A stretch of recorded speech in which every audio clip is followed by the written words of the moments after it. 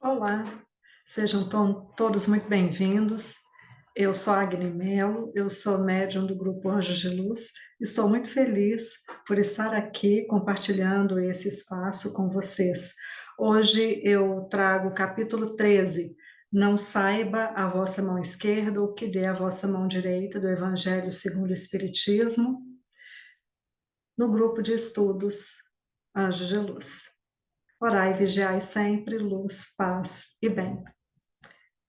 Antes de começarmos o programa de hoje, eu gostaria de apresentar o Grupo Anjo de Luz para você que está entrando no nosso canal agora pela primeira vez. O Grupo Anjo de Luz, ele tem a missão de promover o ser humano por meio de uma escuta fraterna, solidária, responsável e segura, contribuindo para o bem-estar e equilíbrio das pessoas e animais. A assistência espiritual é feita por meio de tratamentos disponibilizados no nosso site: cirurgia espiritual à distância, cirurgia espiritual presencial, oração pessoal, oração para a casa, oração para o animal, oração para o tutor. Os tratamentos são inteiramente gratuitos, complementares e não dispensam tratamento com o médico. Antes de iniciarmos o nosso tema, eu convido você a fazer duas orações conosco. Se quiser, feche os olhos, respire lenta e profundamente, puxando o ar pelo nariz e soltando pela boca. Mantra do perdão, amor e gratidão do Grupo Anjos de Luz. Hoje me perdoo e neste momento perdoo a todos. Peço perdão, sinto muito.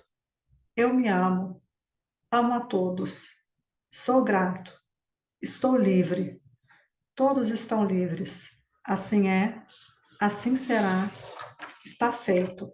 Amém, amém, amém e amém. Agora o decreto dos servidores da luz. Esse decreto nos faz recordar que somos luz a serviço de Deus. Eu sou um corpo de luz.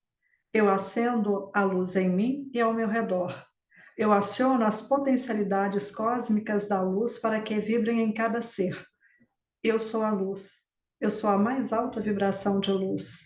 Eu sou luz. Eu vibro na luz e permaneço na luz por toda a eternidade. O grupo de estudos Anjos de Luz de hoje traz o capítulo 13 do Evangelho segundo o Espiritismo. Não saiba a vossa mão esquerda o que dê a vossa mão direita. O capítulo 13 é dividido da seguinte forma: fazer o bem sem ostentação, os infortúnios ocultos, o óbolo da viúva, convidar os pobres e os estropiados, dar sem esperar retribuição. Instruções dos Espíritos: a caridade material e a caridade moral, a beneficência, a piedade, os órfãos, benefícios pagos com a ingratidão e beneficência exclusiva. Fazer o bem sem ostentação. Tende cuidado em não praticar as boas obras diante dos homens para serem vistas, pois do contrário não recebereis recompensa de vosso Pai, que está nos céus. Assim, quando derdes esmola, não trombeteis, como fazem os hipócritas nas sinagogas e nas ruas, para serem louvados pelos homens. Digo-vos em verdade que eles já receberam sua recompensa. Quando derdes esmola, não saiba a vossa mão esquerda o que faz a vossa mão direita, a fim de que a esmola fique em segredo. E vosso Pai, que vê o que se passa em segredo, vos recompensará. Mateus, capítulo 6, versículos de 1 a 4. Então, quando esperamos as recompensas dos homens que assistem o nosso bem, o bem que praticamos, a gente já foi recompensado aqui na Terra mesmo. Então, é isso que diz esse trecho desse capítulo. E já somos recompensados aqui na Terra. Então, Deus não precisa mais olhar por nós, uma vez que já fomos recompensados. Então, fazer o bem sem ostentação é grande mérito. E mérito maior é ocultar a mão que dá. Há os que dão com a espera do reconhecimento, seja de quem recebe, seja do que assistem o benefício dado. E é fato que muitos doam em público e seriam incapazes de fazê-lo de forma oculta, pois o que move esses doadores justamente a, são os olhares admirados, são os comentários que podem receber em razão dessa benfeitoria. Não saber a mão esquerda, o que dá a mão direita, é uma imagem que caracteriza a beneficência modesta. Mas, se há modéstia real, também há falsa modéstia, ou simulação da modéstia. Há pessoas que ocultam a mão que dá, tendo, porém, o cuidado de deixar aparecer um pedacinho, olhando em volta para verificar se alguém não o teria visto ocultá-la. Há ainda o que faz pesar os seus benefícios sobre aquele que os recebe, que lhe impõe, de certo modo, testemunhos e reconhecimento, que lhe faz sentir a sua posição, exaltando o preço do sacrifício. Bom, para esse, nem mesmo a recompensa terrestre existe, pois quem age assim não tem sequer a satisfação de ouvir bendizer-lhe o nome. A beneficência praticada sem ostentação tem duplo mérito. Além de ser caridade material, é caridade moral, pois resguarda a dignidade de quem o recebe. A verdadeira caridade, ela é delicada e engenhosa. Ela sabe encontrar palavras brandas e afáveis que colocam o beneficiado à vontade em presença do benfeitor, ao passo que a caridade orgulhosa o esmaga. A verdadeira generosidade é sublime, quando o benfeitor, invertendo os papéis, acha meios de se mostrar como beneficiado diante daquele a quem presta serviço. Então, não saiba a mão esquerda o que dê a mão direita. Os infortúnios ocultos. Nas grandes calamidades, a caridade se emociona e observam-se impulsos generosos no sentido de reparar os desastres. Seja terremoto, enchentes, isso a gente vê divulgado nas mídias a todo tempo. Mas, a par desses desastres gerais, há milhares de desastres particulares que passam despercebidos. Esses infortúnios discretos e ocultos são os que a verdadeira generosidade sabe descobrir, sem esperar que peçam assistência. Quem é essa mulher de ar distinto, de traje tão simples, embora bem cuidado, e que traz em sua companhia uma mocinha tão modestamente vestida? Entra numa casa de sórdida aparência, onde, sem dúvida, é conhecida, pois já à entrada a saúdam respeitosamente. Onde ela vai? Ela vai ao encontro da mãe que está junto de suas crianças. A sua chegada refulge a alegria naqueles rostos emagrecidos. É que ela vai acalmar ali todas as dores. Traz o que necessitam, condimentado de meigas e consoladoras palavras. E essas palavras fazem com que os seus protegidos, que não são profissionais da mendicância, aceitem o benefício sem corar. O pai está no hospital e, enquanto lá permanece, a mãe não consegue, com o seu trabalho, prover as necessidades da família. Graças à boa senhora, aquelas pobres crianças não mais sentirão frio nem fome. Irão à escola agasalhadas e, para as menorzinhas, o leite não secará no seio que as amamenta. Dali, ela vai ao hospital levar ao pai algum reconforto e tranquilizá-lo sobre a sorte da família. No canto da rua, uma carruagem à espera, verdadeiro armazém de tudo que destina aos seus protegidos, que todos lhes recebem sucessivamente a visita. Não lhes perguntam, não, ela não lhes pergunta qual é a crença que professam, nem quais são suas opiniões, pois considera como seus irmãos e filhos de Deus todos os homens. Terminado o seu giro, diz de si para consigo: comecei bem o meu dia. Qual o seu nome? Onde mora? Ninguém o sabe. Para os infelizes, é um nome que nada indica, mas é o anjo da consolação. À noite, Um concerto de bênçãos se eleva a seu favor ao Pai Celestial. Católicos, judeus, protestantes, todos a bendizem. E por que tão singelo traje? Para não insultar a miséria com o luxo. Por que a faz acompanhar a filha? Para que aprenda como se deve praticar a beneficência. A mocinha também quer fazer caridade. A mãe, porém, lhe diz: que podes dar, minha filha, quando nada tens de teu? Se eu te passar às mãos alguma coisa para que dês a outrem, qual será o seu mérito? Nesse caso, em realidade, serei eu quem faz a caridade. Que merecimento terias nisso? Não é justo. Quando visitamos os doentes, tu me ajudas a tratá-los. Ora, dispensar cuidados é dar alguma coisa. Não te parece bastante isso? Nada mais simples. Aprende a fazer obras úteis e confeccionar roupas para essas criancinhas. Desse modo, darás alguma coisa que vem de ti. E é assim que aquela mãe verdadeiramente cristã prepara a filha para a prática das virtudes que o Cristo ensinou. É espírita ela? Que importa? Já em casa, é a mulher do mundo, porque a sua posição o exige. Ignoram, porém, o que faz, porque ela não deseja outra aprovação além da de Deus e da sua consciência. Certo dia, no entanto, imprevista circunstância, leva-lhe à casa uma de suas protegidas que andava a vender trabalhos executados por suas mãos. Esta última, ao vê-la, reconhece nela a sua benfeitora.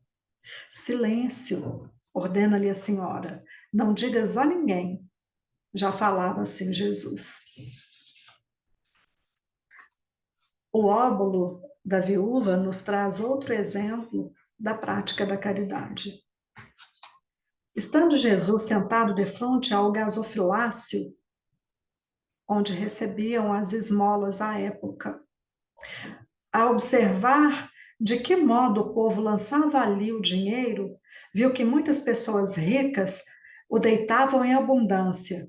Nisso veio também uma pobre viúva que apenas depositou pequenas moedas do valor de 10 centavos cada uma.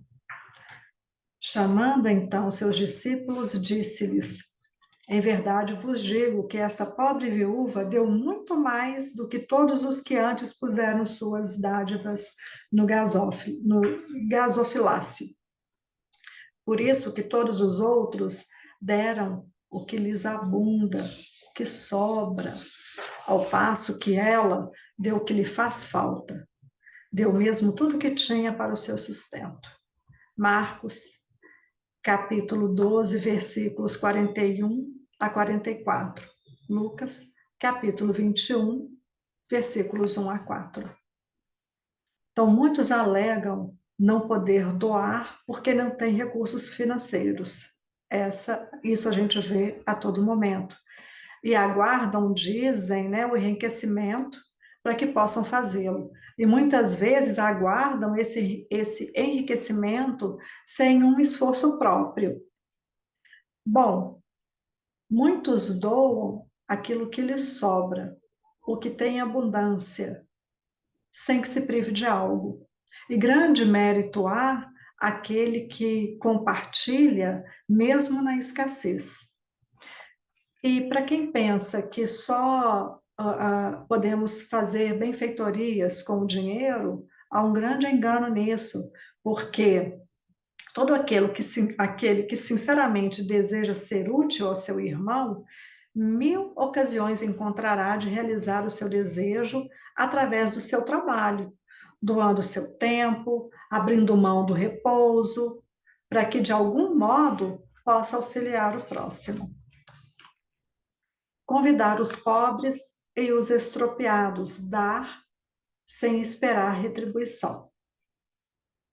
Disse também aquele que o convidara: quando derdes um jantar ou uma ceia, não convideis nem os vossos amigos, nem vossos irmãos, nem vossos parentes, nem os vossos vizinhos que forem ricos, para que em seguida não vos convidem a seu turno e assim retribuam o que de vós receberam.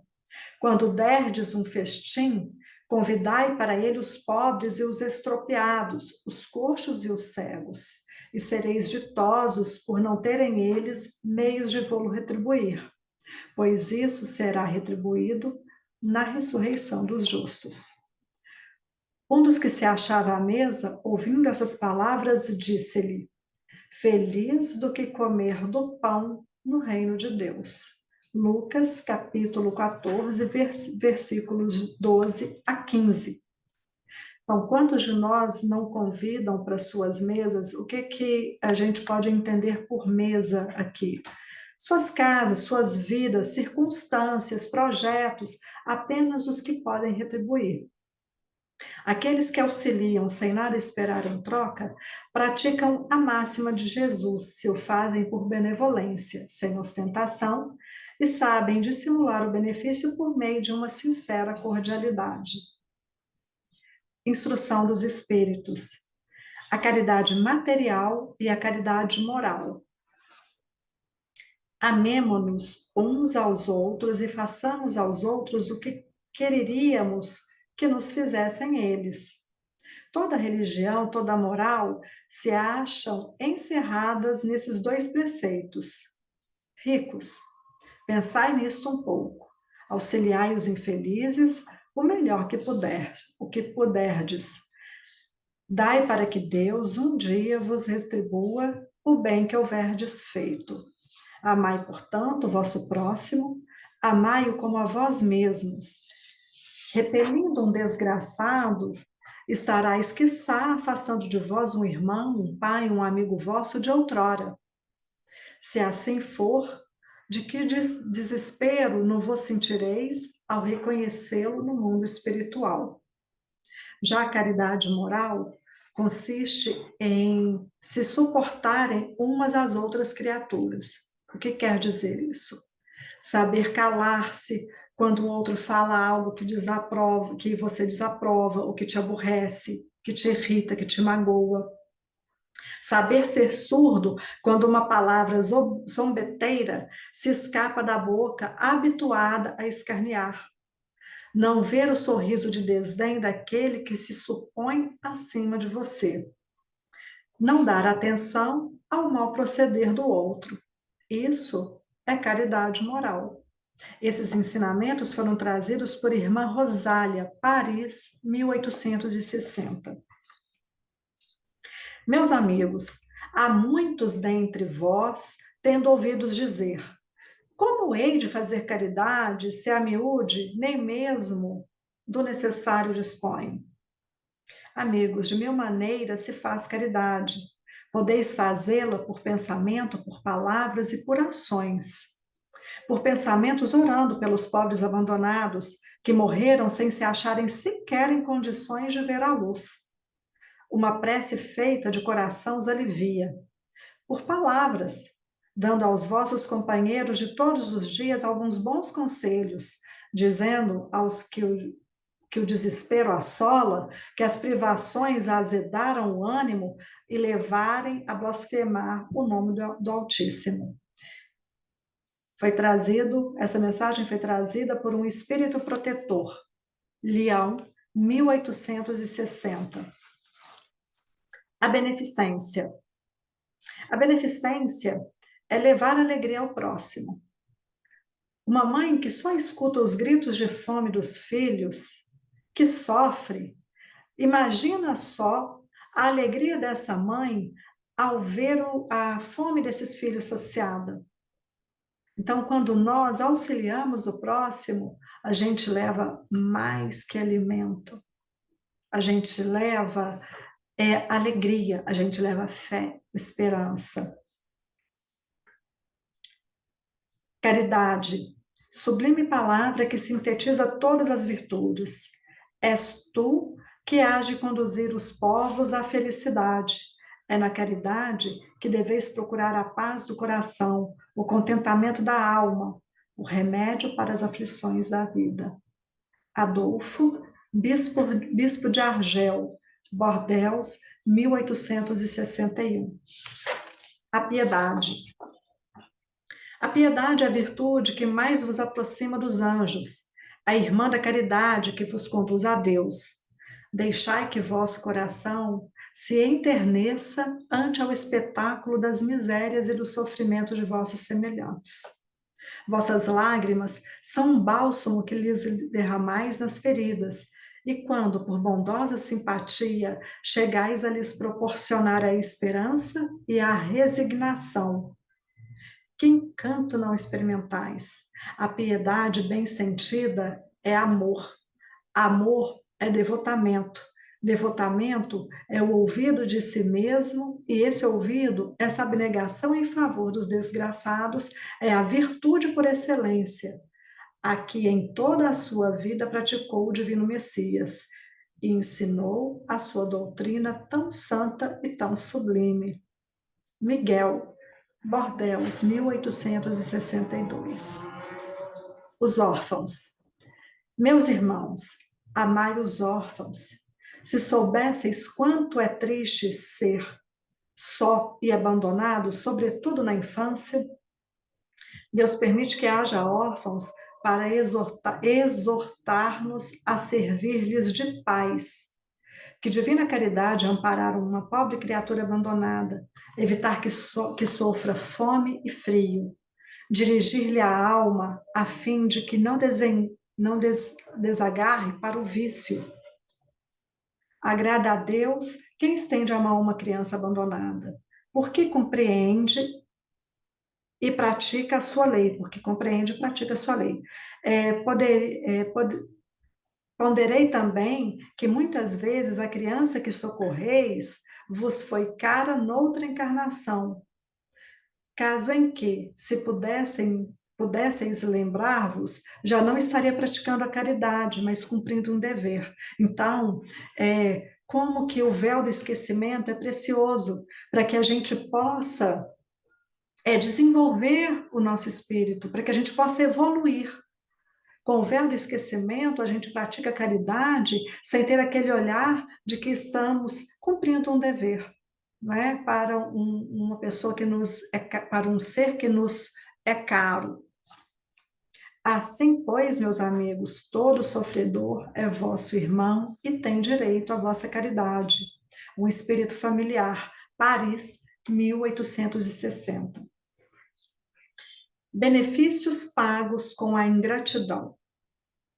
Que se deve pensar dos que, recebendo a ingratidão em paga os benefícios que fizeram, deixaram de praticar o bem para não topar com os ingratos? Nesses, há mais egoísmo do que caridade, visto que fazer o bem apenas para receber demonstração de reconhecimento é não fazer com desinteresse.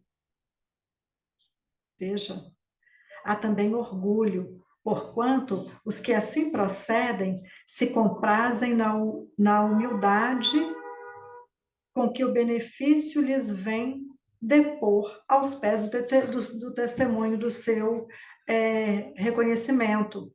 Ou seja, aquele que doa simplesmente esperando reconhecimento e ser vangloriado por isso é um ser orgulhoso. Esse trecho, né, esse ensinamento é trazido pelo Guia Protetor, Sens, 1862. As benfeitorias serão esquecidas pelos homens, não pelo Pai. Portanto, siga ajudando, praticando o bem, e colherá os frutos no tempo certo. Nossas boas atitudes contribuirão, sem que percebamos, para o nosso adiantamento moral. Beneficência exclusiva. É acertada a beneficência quando praticada exclusivamente entre pessoas de mesma opinião, da mesma crença ou do mesmo partido? Não, porquanto precisamente o espírito de seita ou de partido é que precisa ser abolido, visto que são irmãos todos os homens. O verdadeiro cristão vê somente irmãos em seus semelhantes e não procura saber, antes de socorrer a necessidade e aquele necessitado, qual a sua crença ou a sua opinião, seja sobre o que for. Luiz, Paris, 1860. que possamos ser caridosos no nosso dia a dia, vivenciando os ensinamentos compartilhados hoje. O grupo de estudos Anjos de Luz dará seguimento ao estudo do Evangelho segundo o Espiritismo no próximo mês, com o capítulo 14, Honrai o vosso pai e a vossa mãe. Acompanhe a programação online para ficarem atentos às datas, e todo mês, todo início de mês é divulgado em nossas redes sociais o calendário do mês seguinte. Todo dia 1º está lá postado o calendário para o mês seguinte.